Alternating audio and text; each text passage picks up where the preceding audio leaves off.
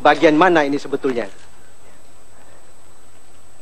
Yang kedua, pada bagian yang tertulis, terstruktur, sistematis dan masif di butir 5.2 dijabarkan dalil terjadinya pelanggaran TSM di tiap provinsi. Akan tetapi penjabaran dalil oleh pemohon di tiap provinsi tidak selalu mengenai pelanggaran, melainkan kesalahan rekapitulasi. Misalnya di Provinsi Aceh, halaman 15 sampai 95 yang disajikan dalam bentuk tabel. Dalil ini lebih mengarah pada kesalahan rekap, bukan pelanggaran TSM misalnya. Ya, oleh sebab itu, jika nanti ini akan disempurnakan, bila berdasarkan provinsi, maka pemohon dapat mendalilkan secara sistematik dan berurutan di provinsi mana terjadi kesalahan rekap dan atau pelanggaran TSM, sehingga nanti mudah juga bagi termohon, pihak terkait dan juga majelis untuk mempelajarinya. Atau disusun berdasarkan dalil kesalahan rekap dan menyebutkan di daerah provinsi mana terjadi kesalahan rekap tersebut. Kemudian yang berdasarkan pelanggaran TSM, daerah provinsi mana terjadinya TSM itu. Mungkin tadi di permohonan sebagian sudah diperbaiki, tapi yang menjadi pegangan majelis sampai sekarang adalah permohonan yang dimasukkan pada tanggal terakhir 26 perbaikan. Kemudian pemohon menyebut dalil adanya alasan termohon dengan sengaja mengabaikan rekomendasi Bawaslu Provinsi dan atau Panwaslu Kabupaten Kota agar melakukan klarifikasi dan atau pemungutan suara ulang atas permasalahan daftar pemilih khusus tambahan di PKTB itu, butir 416 sampai 424. Ini dapat disusun mungkin dalam dalil tersendiri ya. Kemudian ada hal lagi, secara normatif pada setiap dalil yang diajukan harus didukung oleh bukti-bukti yang cukup dan meyakinkan. Oleh karena itu, dalil-dalil dalam permohonan harusnya mengacu pada bukti-bukti yang diajukan. Ya, majelis melihat bahwa pemohon mengajukan sekian banyak dalil tetapi belum menunjukkan bukti-bukti tertentu. Sedangkan mahkamah harus memeriksa secara rinci, detail dalil tersebut satu persatu. Misalnya, kesalahan penghitungan suara di tingkat TPS, maka pemohon harus menyerahkan bukti POM C1-nya. Ini saya kira banyak di halaman 15 sampai 16. Kemudian tidak diteruskan dengan misalnya ini P sekian sampai P berapa. Terakhir saya kira pada petitum tadi yang mulia para hakim konstitusi sudah menyampaikan juga, ini tentu persoalan kecermatan. Misalnya dalam angka 2 petitum pemohon halaman 144, pemohon meminta menyatakan batal dan sah. Padahal seharusnya batal dan tidak sah saya kira ya. Ini saya kira ya pengetikannya. Yang kedua, petitum harus sesuai dengan pokok permohonan karena putusan mahkamah atas kebenaran dalil pemohon memiliki konsekuensi yang berbeda. Dalam hal kesalahan rekap, maka mahkamah ya akan menetapkan suara yang benar menurut mahkamah dan KPU harus menaati. Sedangkan dalam hal mahkamah menilai terjadi TSM, ya tadi permintaan untuk memutus perhitungan suara ulang atau pemungutan suara ulang. Ini jadi konsekuensinya ada berbeda. Ya, yang berikutnya yang terakhir saya kira di bagian petitum pemohon perlu menyesuaikan dalil pokok permohonan di provinsi mana saja pemohon terjadi kesalahan penghitungan suara sehingga mahkamah dapat menetapkan suara yang benar secara langsung atau tadi yang bersifat TSM. Saya kira demikian Pak Ketua. Terima kasih. Terima kasih. Selanjutnya.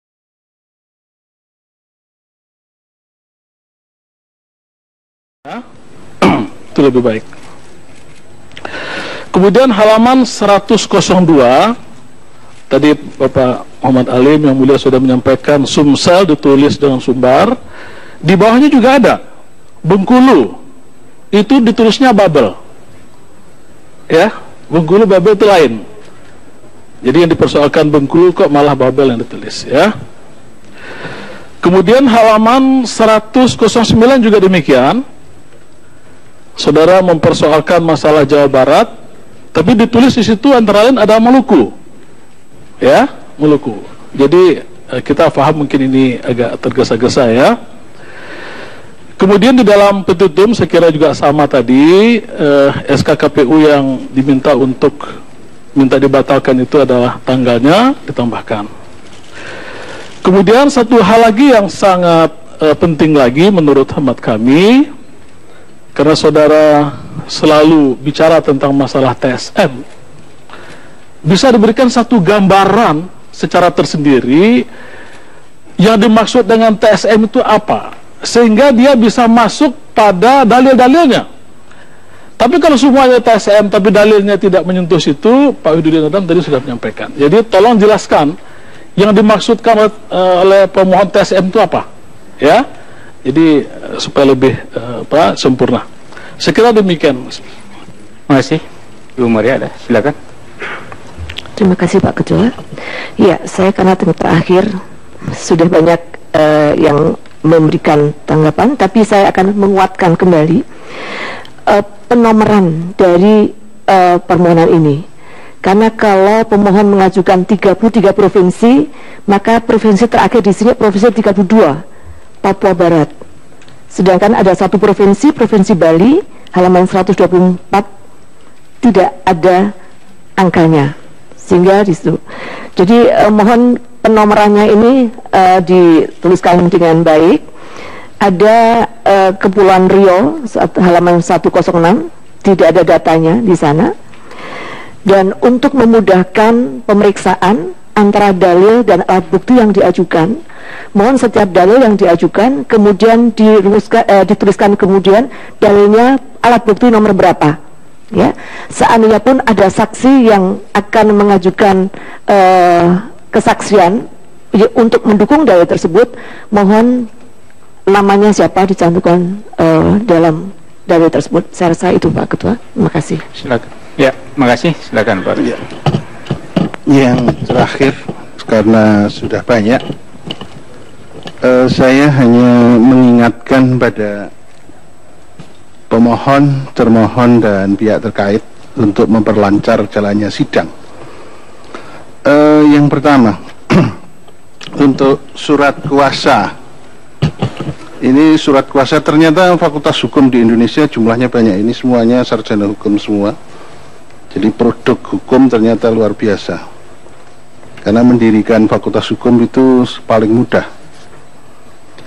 Tapi begini, untuk pemohon itu ada 31 kuasa yang belum menandatangani. Nanti supaya dilengkapi, ya.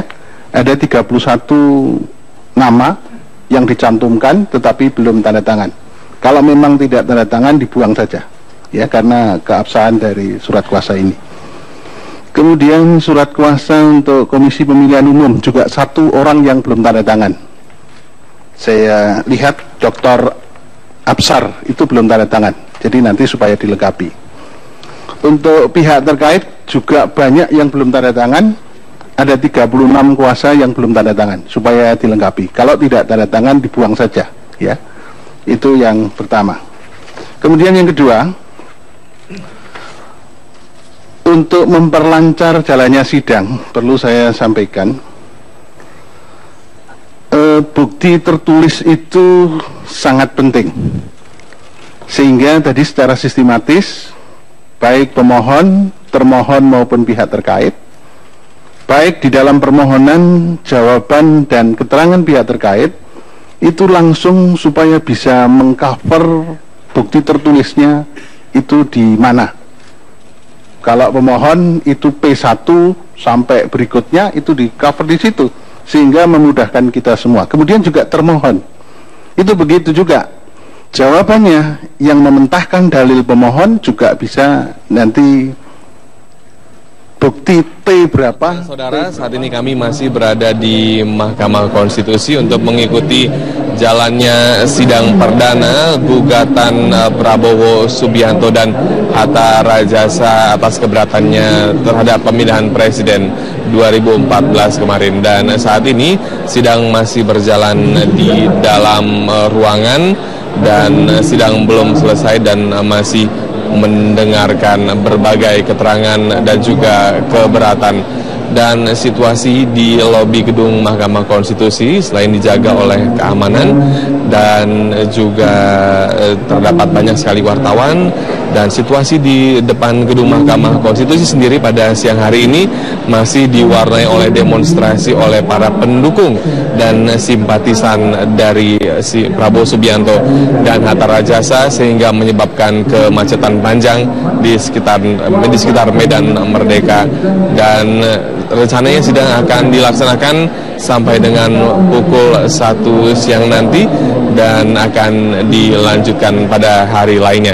Dan pemirsa, seperti yang Anda ketahui, pada saat ini demonstrasi cukup ramai di depan gedung Mahkamah Konstitusi dan menyebabkan aparat harus berjaga ekstra keras agar tidak terjadi kericuhan saat demonstrasi berlangsung yang dilakukan oleh simpatisan dari Prabowo Subianto Hatta Rajasa. Dan pemirsa, untuk mengetahui bagaimana jalannya sidang di dalam gedung Mahkamah Konstitusi, kita ikuti dan kita saksikan yang berikut ini.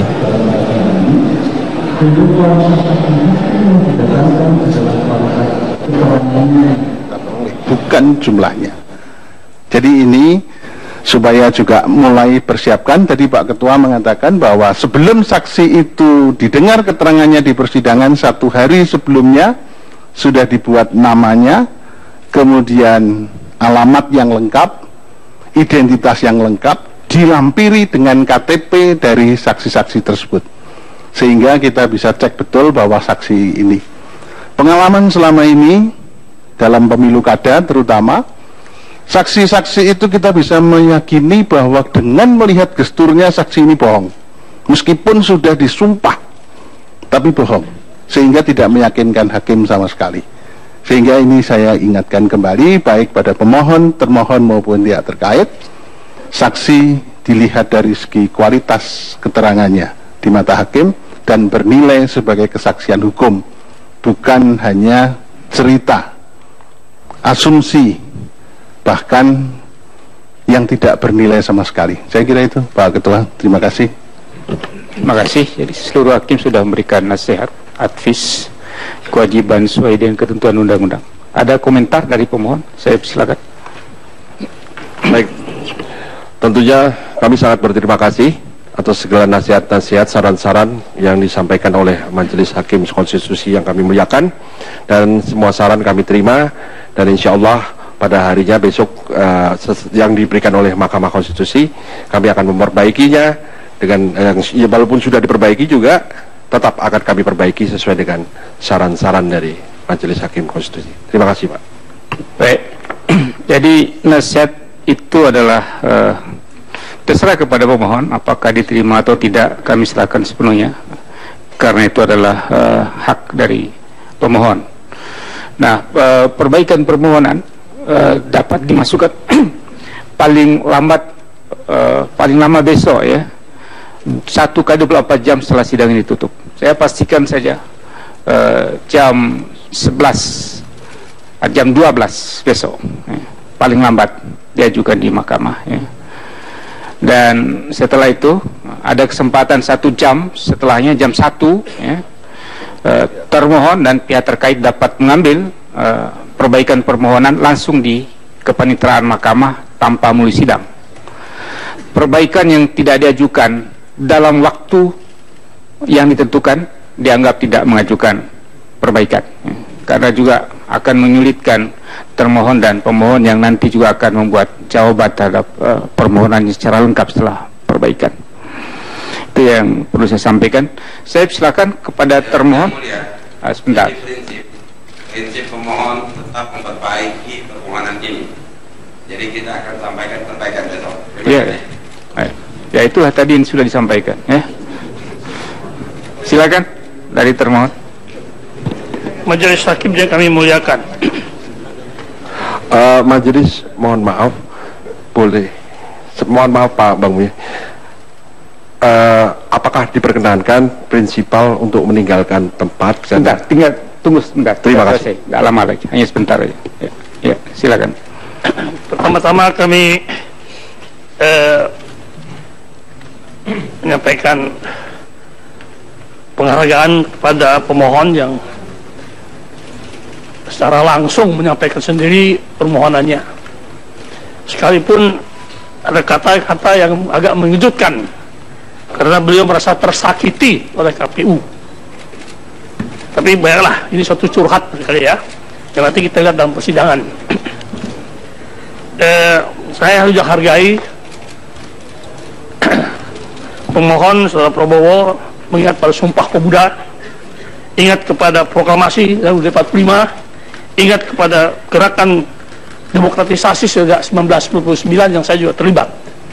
Ya, itu semua memudahkan kita dalam beracara ini karena mempunyai visi yang sama dalam perjuangan bangsa dan negara ini. Dan kita percaya sidang mahkamah ini akan menegakkan kebenaran dan keadilan.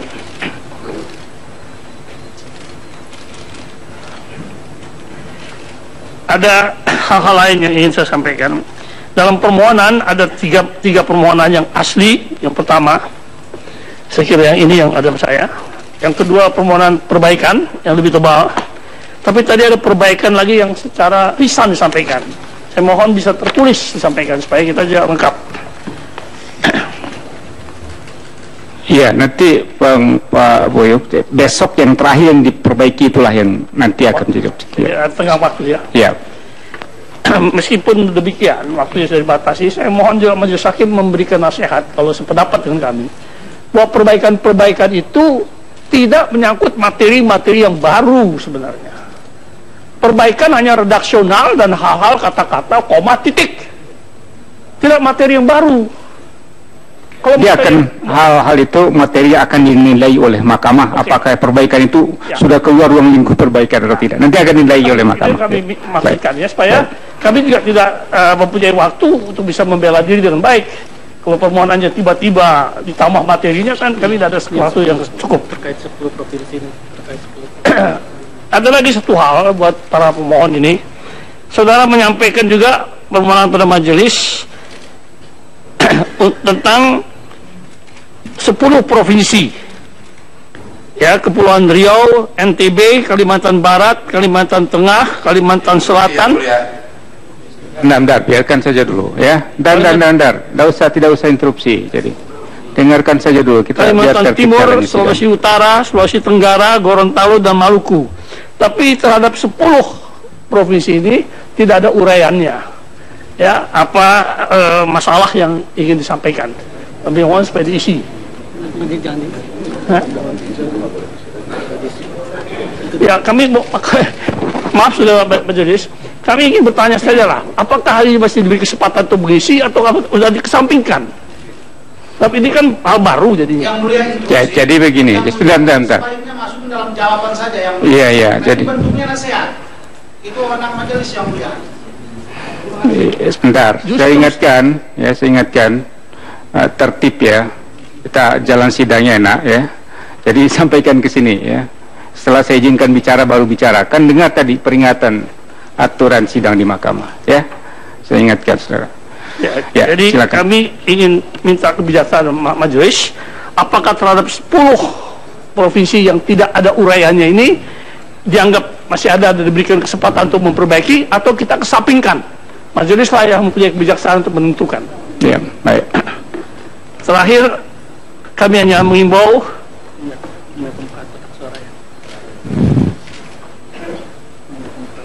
ya, ada satu hal yang kami laporkan tentang pembukaan kotak suara.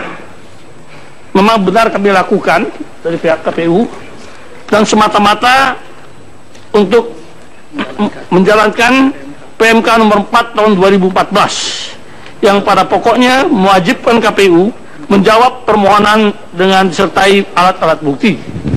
Dan rangka itulah ya, pembukaan kotak adalah keniscayaan bagi KPU, sebab seluruh bukti yang diperlukan ada di dalam persidangan terdapat dalam kotak tersebut. KPU dapat memberikan klarifikasi bila ada pertanyaan lebih lanjut. Terima kasih. Akhirnya, saudara majelis, kami menghimbau agar sidang kita ini bukan saja menegakkan keadilan prosedural, tapi kita bersama-sama mencari keadilan substantif. Terima kasih. Baik, terima kasih kuasa dari termohon. Yang pertama bahwa masih ada kesempatan bagi pemohon untuk menyampaikan perbaikan permohonan 1x24 jam setelah ini. Apakah perbaikan permohonan melewati lingkup yang seharusnya perbaikan atau tidak, nanti majelis yang akan menilai. Dan boleh nanti dalam jawabannya termohon menanggapi persoalan itu apakah dalam lingkup atau tidak. Jadi silakan nanti sampaikan dalam jawaban. Begitu juga nanti sama halnya dengan pihak terkait. Kemudian yang kedua, persoalan kedua disampaikan oleh kuasa hukum termohon mengenai pembukaan kotak suara. Secara resmi juga kami sudah menerima surat dari saudara termohon mengenai hal ini, dan pada sidang selanjutnya mahkamah akan memberikan tanggapan mengenai hal ini setelah kami membicarakan dalam rapat permusyawaratan hakim. Ya. Selanjutnya saya silakan kepada pihak terkait. Ringkas saja, karena nanti toh ada kesempatan untuk memberikan jawaban ya. Terhadap permohonan tidak usah ditanggapi lebih dulu, nanti langsung dalam keterangan pihak terkait ya. Terima kasih Yang Mulia. Saya kira setelah mendengar nasihat dari Yang Mulia yang cukup komprehensif, saya kira kami pihak terkait tentu akan menunggu perbaikan permohonan dari pemohon yang kemudian akan kami jawab, tentu dengan limitasi waktu yang cukup buat kami melalui Majelis Hakim Yang Mulia pada sidang berikutnya. Terima kasih Yang Mulia. Baik, terima kasih. Jadi sekali lagi saya ingatkan pemohon untuk mengajukan perbaikan permohonan paling lambat besok ya, jam 12 jam 12. Termohon dan pihak terkait dapat mengambil perbaikan permohonan itu setelah itu, setelah jam 12 ya. Yang kedua, sidang berikutnya akan dilaksanakan pada hari Jumat ya, tanggal 8 Agustus 2014 dimulai pukul 9 pagi ya. Acaranya adalah jawaban dari termohon ya, kemudian keterangan dari pihak terkait, keterangan dari Bawaslu, dan sekaligus pada saat itu majelis minta kepada pemohon untuk menyampaikan bukti tulisan. Pada sidang selanjutnya akan disahkan karena akan diverifikasi lebih dulu. Kemudian termohon dan pihak terkait menyampaikan bukti tulisan pada sidang selanjutnya, yaitu pada hari Senin tanggal 11. Nanti setelah melihat bukti yang diajukan oleh pemohon, termohon dan pihak terkait dapat memberikan bukti lawan terhadap bukti-bukti yang diajukan oleh pemohon dan diajukan pada hari Senin. Walaupun demikian, masih ada kemungkinan untuk menyampaikan bukti-bukti tambahan selama proses persidangan pembuktian itu berlangsung ya. Tapi ini untuk mempermudah, karena sambil sidang berjalan kami harus mempelajari dan memverifikasi bukti itu, dan kami mendalami satu persatu selama proses sidang itu berjalan. Karena itu kami membutuhkan betul bukti-bukti ini diajukan lebih dulu untuk dipelajari oleh majelis. Kemudian yang ketiga, kita juga merencanakan pada hari Jumat itu langsung memeriksa saksi ya. Saksi dari pemohon. Untuk tahap awal ya, kami merencanakan masing-masing 50 saksi ya. Dilihat alokasi waktu akan ditambah lagi, dan seterusnya sampai alokasi waktu itu habis ya. Jadi apakah nanti hanya 50 masih 50 atau berapa, nanti kita lihat alokasi waktunya ya. Alokasi waktu yang sesuai dengan yang tadi saya sudah sampaikan pada awal sidang. Nah, untuk tahap pertama masing-masing mengajukan 25 orang saksi, 25 pemohon, 25 termohon, 25 pihak terkait. Setelah itu 25 pemohon, 25 termohon, 25 pihak terkait. Jadi begitu selanjutnya dalam sidang-sidang selanjutnya. Nah, untuk saksi ini sekali lagi saya ingatkan agar 1 hari sebelumnya disampaikan nama-nama. Kalau tidak 25 bisa mengajukan langsung 50 atau lebih dari itu untuk diverifikasi lebih dulu oleh mahkamah. Alamatnya yang lengkap, alamatnya yang lengkap, agamanya untuk menentukan nanti sumpah kita menyediakan juru sumpah di sini, agamanya karena masing-masing berdasarkan agama. Kemudian fotokopi KTP juga dilampirkan.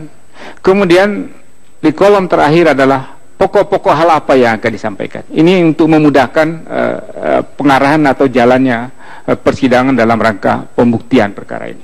Ini hal yang biasa dalam proses perkara PHPU, baik pemilihan kepala daerah maupun juga pemilu legislatif. Itu hal-hal yang perlu disampaikan untuk diketahui oleh semua, baik pemohon, termohon maupun pihak terkait. Yang Mulia. Masih ada yang mau disampaikan, saya silakan. Terima kasih Yang Mulia. Kami hanya ingin menanyakan terhadap saksi-saksi kami yang ada di daerah yang bisa diperiksa dengan video conference, karena tadi pemahaman kami adalah saksi yang dihadirkan di Mahkamah Konstitusi ini. Nah, bagaimana dengan saksi kami yang ada di 33 provinsi dan seluruh kabupaten kota hingga tingkat TPS? Terima kasih.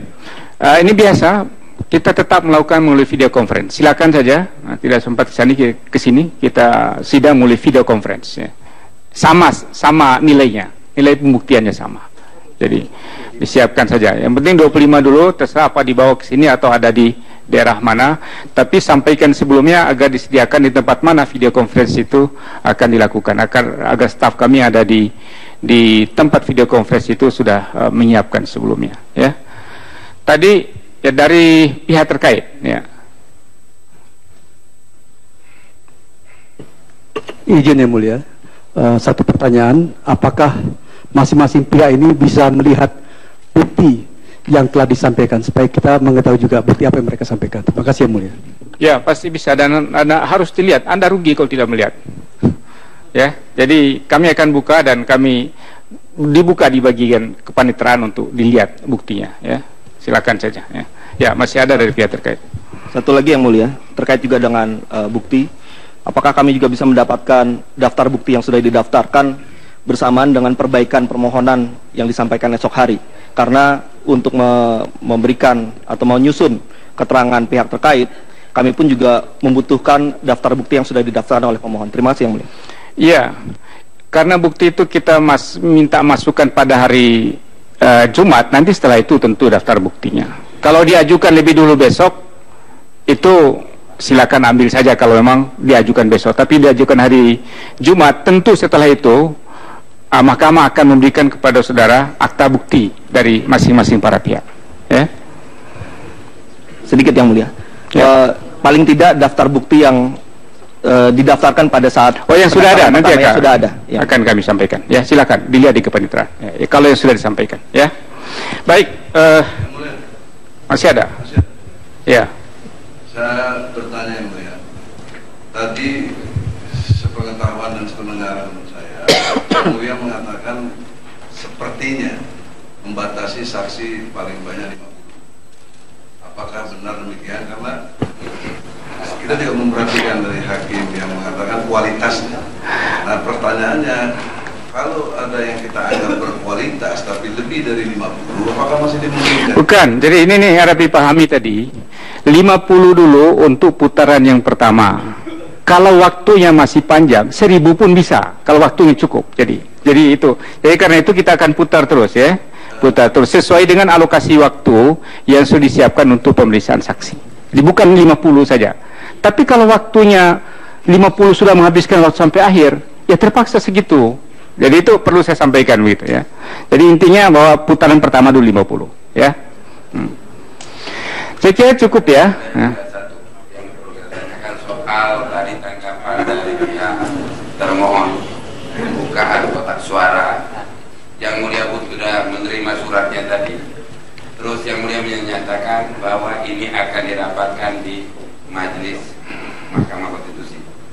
Pertanyaan kami, ini maksudnya dirapatkan dalam rangka mengambil putusan selah atau dirapatkan dalam rangka mengambil putusan akhir? Karena pembukaan kotak suara itu setelah kotak-kotak suara itu menjadi objek sengketa dalam perkara ketua. Terima kasih. Kami majelis sudah menyampaikan akan ditanggapi oleh majelis pada sidang yang kedua yang akan datang. Ya, apa tanggapannya nanti dengarkan saja. Ya, itu ya jelas ya. Terima kasih. Ya, sekali lagi saya ingatkan sidang selanjutnya pada tanggal 8 Agustus 2015 pukul 9. Sidang hari ini selesai dan dinyatakan ditutup.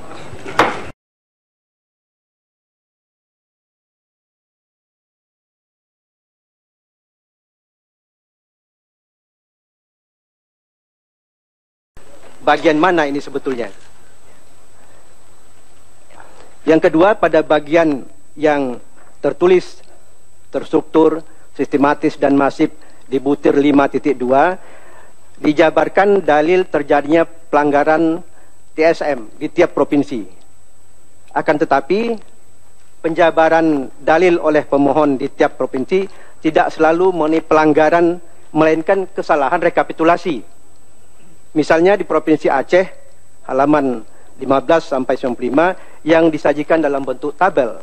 Dalil ini lebih mengarah pada kesalahan rekap, bukan pelanggaran TSM misalnya. Ya, oleh sebab itu, jika nanti ini akan disempurnakan, bila berdasarkan provinsi, maka pemohon dapat mendalilkan secara sistematik dan berurutan di provinsi mana terjadi kesalahan rekap dan atau pelanggaran TSM, sehingga nanti mudah juga bagi termohon, pihak terkait dan juga majelis untuk mempelajarinya. Atau disusun berdasarkan dalil kesalahan rekap dan menyebutkan di daerah provinsi mana terjadi kesalahan rekap tersebut. Kemudian yang berdasarkan pelanggaran TSM, daerah provinsi mana terjadinya TSM itu. Mungkin tadi di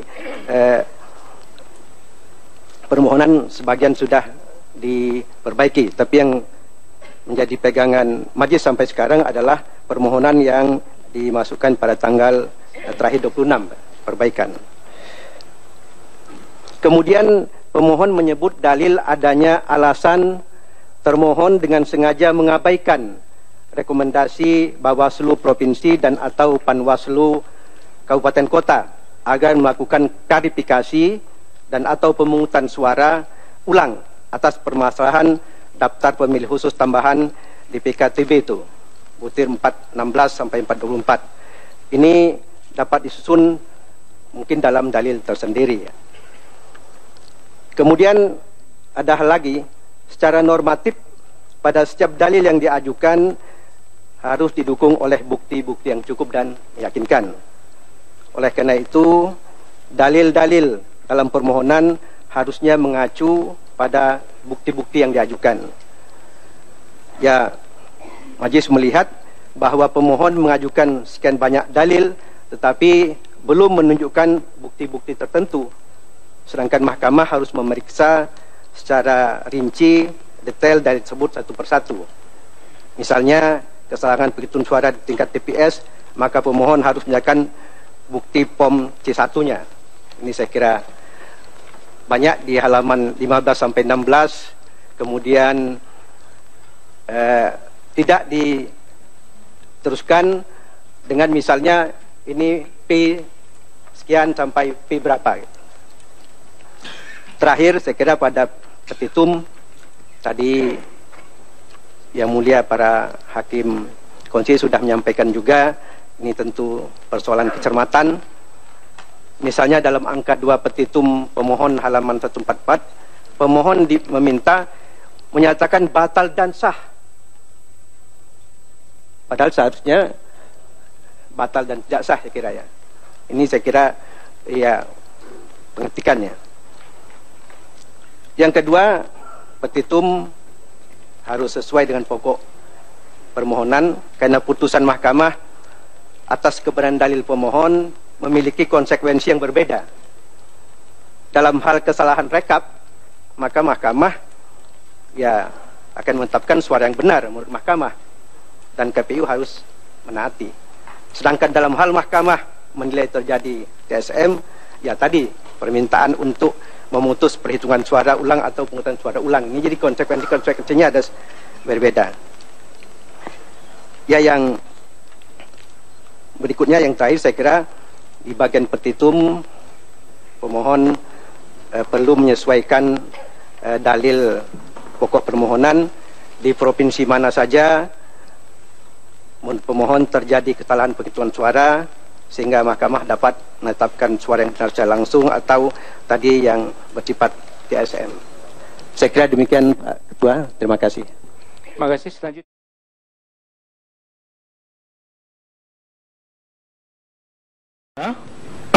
Itu lebih baik. Kemudian halaman 102 tadi Bapak Muhammad Alim yang mulia sudah menyampaikan Sumsel ditulis dengan sumbar, di bawahnya juga ada Bengkulu, itu ditulisnya Babel, ya, Bengkulu Babel itu lain.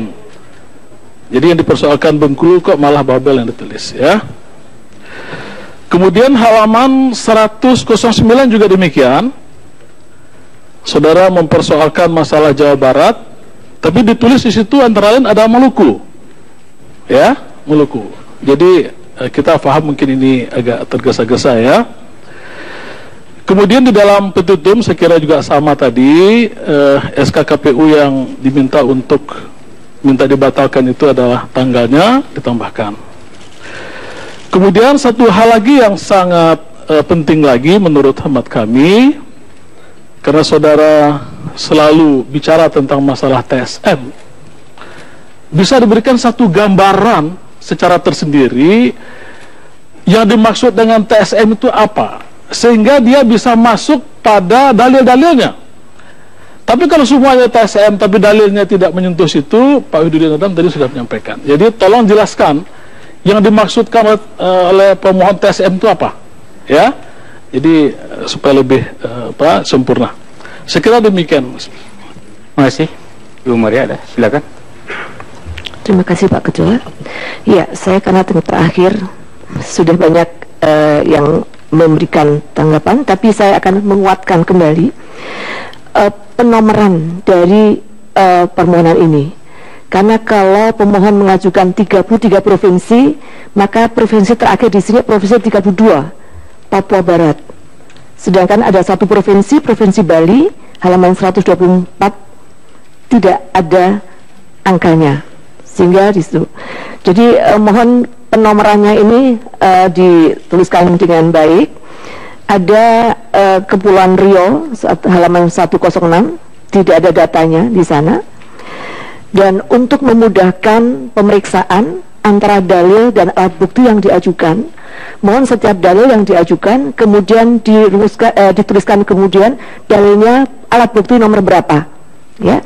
Seandainya pun ada saksi yang akan mengajukan kesaksian ya, untuk mendukung dalil tersebut, mohon namanya siapa dicantumkan dalam dalil tersebut. Saya rasa itu Pak Ketua. Terima kasih. Silakan. Ya, makasih. Silakan Pak. Ya. Yang terakhir, karena sudah banyak, saya hanya mengingatkan pada pemohon, termohon, dan pihak terkait untuk memperlancar jalannya sidang.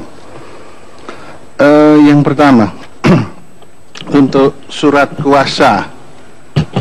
Ini surat kuasa, ternyata fakultas hukum di Indonesia jumlahnya banyak. Ini semuanya sarjana hukum semua. Jadi produk hukum ternyata luar biasa. Karena mendirikan fakultas hukum itu paling mudah. Tapi begini, untuk pemohon itu ada 31 kuasa yang belum menandatangani. Nanti supaya dilengkapi, ya. Ada 31 nama yang dicantumkan tetapi belum tanda tangan. Kalau memang tidak tanda tangan, dibuang saja, ya, karena keabsahan dari surat kuasa ini. Kemudian surat kuasa untuk Komisi Pemilihan Umum juga satu orang yang belum tanda tangan. Saya lihat Dr. Absar itu belum tanda tangan, jadi nanti supaya dilengkapi. Untuk pihak terkait juga banyak yang belum tanda tangan, ada 36 kuasa yang belum tanda tangan, supaya dilengkapi. Kalau tidak tanda tangan dibuang saja, ya. Itu yang pertama. Kemudian yang kedua, untuk memperlancar jalannya sidang, perlu saya sampaikan, bukti tertulis itu sangat penting, sehingga tadi secara sistematis baik pemohon, termohon maupun pihak terkait, baik di dalam permohonan, jawaban dan keterangan pihak terkait itu langsung supaya menyulitkan termohon dan pemohon yang nanti juga akan membuat jawaban terhadap permohonannya secara lengkap setelah perbaikan. Itu yang perlu saya sampaikan. Saya silakan kepada termohon. Sebentar. Prinsip pemohon tetap memperbaiki permohonan ini. Jadi kita akan sampaikan perbaikan besok. Ya, ya itulah tadi yang sudah disampaikan. Ya. Silakan dari termohon. Majelis Hakim yang kami muliakan. Majelis mohon maaf, boleh. Mohon maaf Pak Bang Mulia. Apakah diperkenankan prinsipal untuk meninggalkan tempat? Sebentar, tinggal tunggu sebentar. Terima kasih. Nggak lama lagi, hanya sebentar aja. Ya, silakan. Pertama-tama kami menyampaikan penghargaan kepada pemohon yang secara langsung menyampaikan sendiri permohonannya, sekalipun ada kata-kata yang agak mengejutkan karena beliau merasa tersakiti oleh KPU. Tapi baiklah, ini suatu curhat sekali ya, yang nanti kita lihat dalam persidangan. Saya juga hargai pemohon Saudara Prabowo mengingat pada Sumpah Pemuda, ingat kepada proklamasi UUD 45, ingat kepada gerakan demokratisasi sejak 1999 yang saya juga terlibat. Ya, itu semua memudahkan kita dalam beracara ini karena mempunyai visi yang sama dalam perjuangan bangsa dan negara ini. Dan kita percaya sidang mahkamah ini akan menegakkan kebenaran dan keadilan.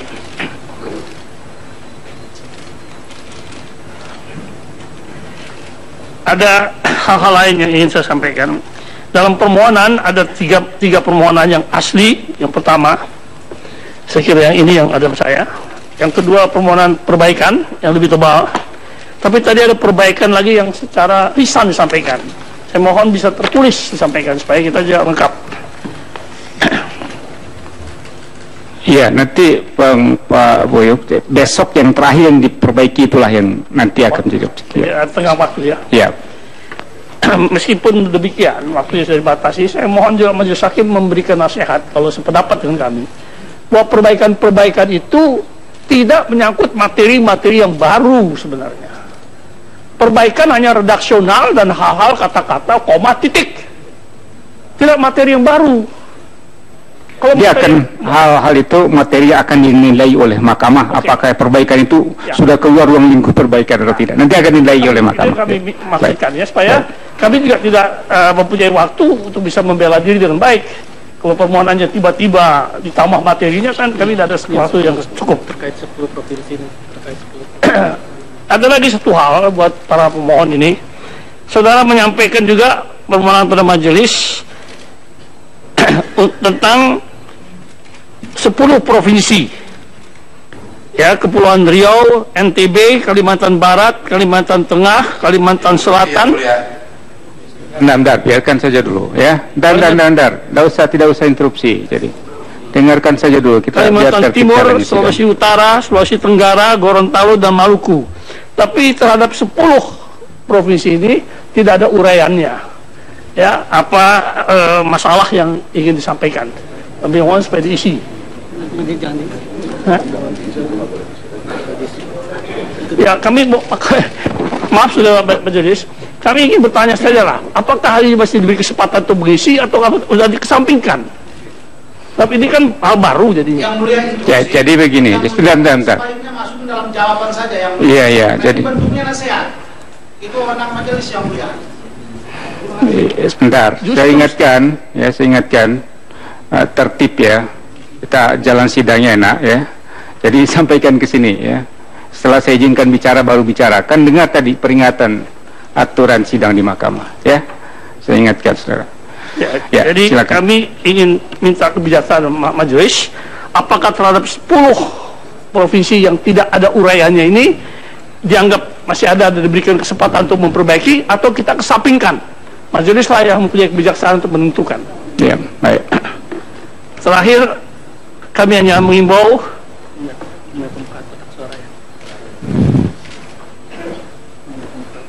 ya, ada satu hal yang kami laporkan tentang pembukaan kotak suara.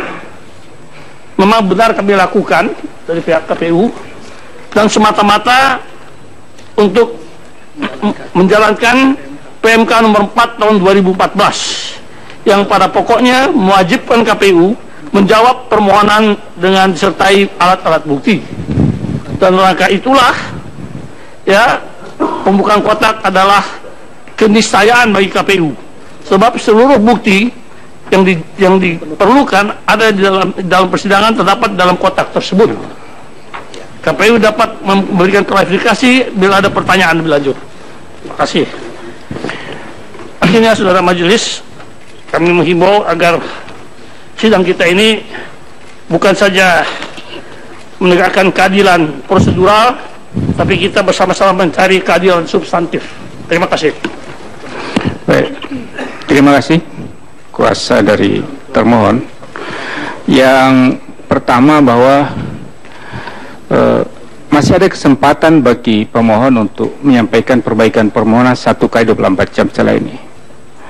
Apakah perbaikan permohonan melewati lingkup yang seharusnya perbaikan atau tidak, nanti majelis yang akan menilai. Dan boleh nanti dalam jawabannya termohon menanggapi persoalan itu apakah dalam lingkup atau tidak. Jadi silakan nanti sampaikan dalam jawaban. Begitu juga nanti sama halnya dengan pihak terkait. Kemudian yang kedua, persoalan kedua disampaikan oleh kuasa hukum termohon mengenai pembukaan kotak suara.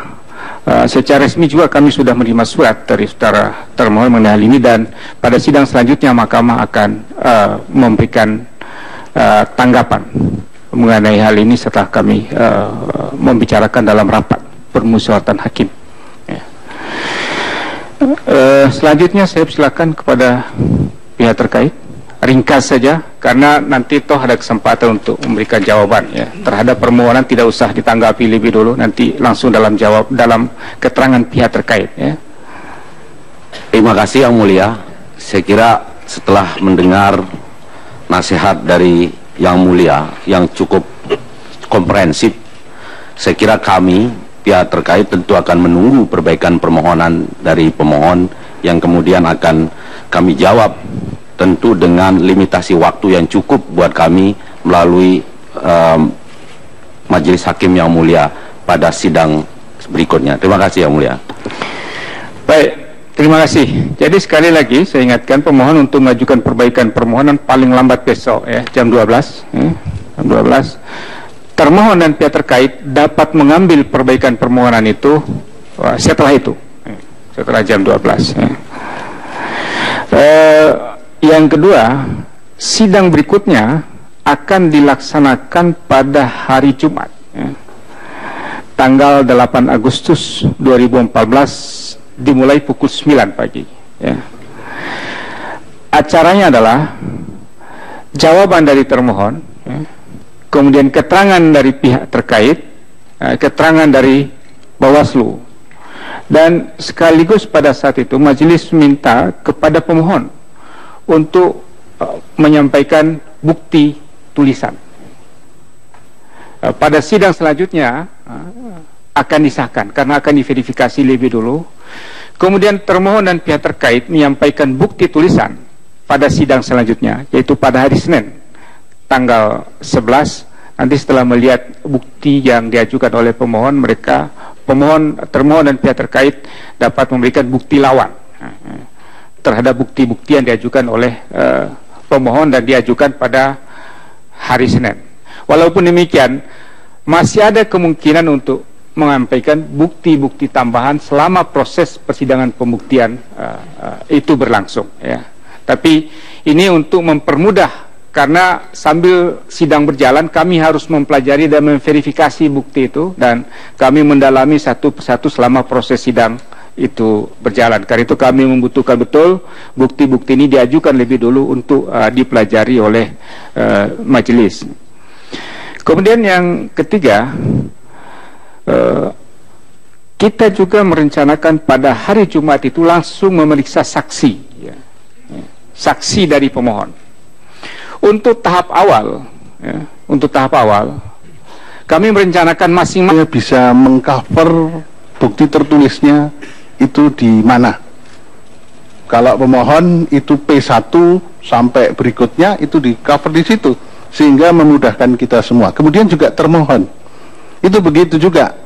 Jawabannya yang mementahkan dalil pemohon juga bisa nanti bukti T berapa. Saudara, saat ini kami masih berada di Mahkamah Konstitusi untuk mengikuti jalannya sidang perdana gugatan Prabowo Subianto dan Hatta Rajasa atas keberatannya terhadap pemilihan presiden 2014 kemarin. Dan saat ini sidang masih berjalan di dalam ruangan dan sidang belum selesai dan masih mendengarkan berbagai keterangan dan juga keberatan. Dan situasi di lobi gedung Mahkamah Konstitusi selain dijaga oleh keamanan dan juga terdapat banyak sekali wartawan, dan situasi di depan gedung Mahkamah Konstitusi sendiri pada siang hari ini masih diwarnai oleh demonstrasi oleh para pendukung dan simpatisan dari si Prabowo Subianto dan Hatta Rajasa, sehingga menyebabkan kemacetan panjang di sekitar Medan Merdeka. Dan rencananya sidang akan dilaksanakan sampai dengan pukul 1 siang nanti dan akan dilanjutkan pada hari lainnya.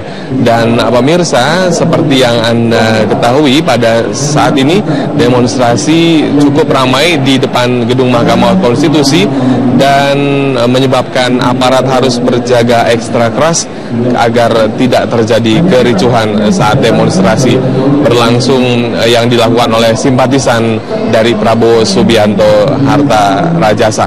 Dan pemirsa, untuk mengetahui bagaimana jalannya sidang di dalam gedung Mahkamah Konstitusi, kita ikuti dan kita saksikan yang berikut ini.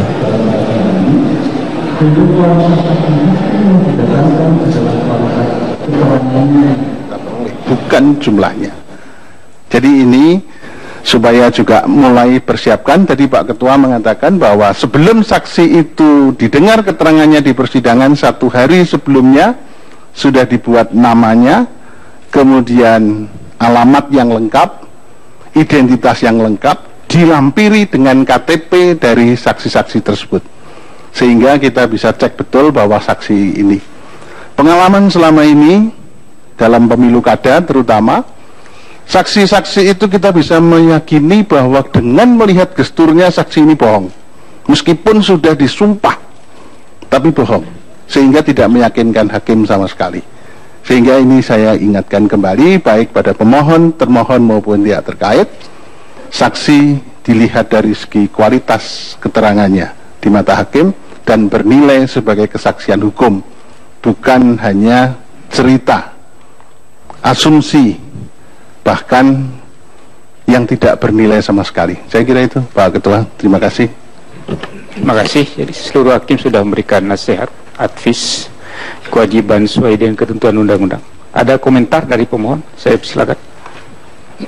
Baik, tentunya kami sangat berterima kasih atas segala nasihat-nasihat, saran-saran yang disampaikan oleh Majelis Hakim Konstitusi yang kami muliakan, dan semua saran kami terima, dan insya Allah pada harinya besok yang diberikan oleh Mahkamah Konstitusi kami akan memperbaikinya dengan ya, walaupun sudah diperbaiki juga tetap akan kami perbaiki sesuai dengan saran-saran dari Majelis Hakim Konstitusi. Terima kasih, Pak. Baik, jadi nasihat itu adalah terserah kepada pemohon apakah diterima atau tidak, kami serahkan sepenuhnya karena itu adalah hak dari pemohon. Nah, perbaikan permohonan dapat dimasukkan paling lama besok ya, 1 kali 24 jam setelah sidang ini tutup. saya pastikan saja jam 11, jam 12 besok, paling lambat diajukan di mahkamah. Dan setelah itu ada kesempatan 1 jam setelahnya, jam 1, termohon dan pihak terkait dapat mengambil perbaikan permohonan langsung di kepanitraan mahkamah tanpa mulai sidang. Perbaikan yang tidak diajukan dalam waktu yang ditentukan dianggap tidak mengajukan perbaikan, karena juga akan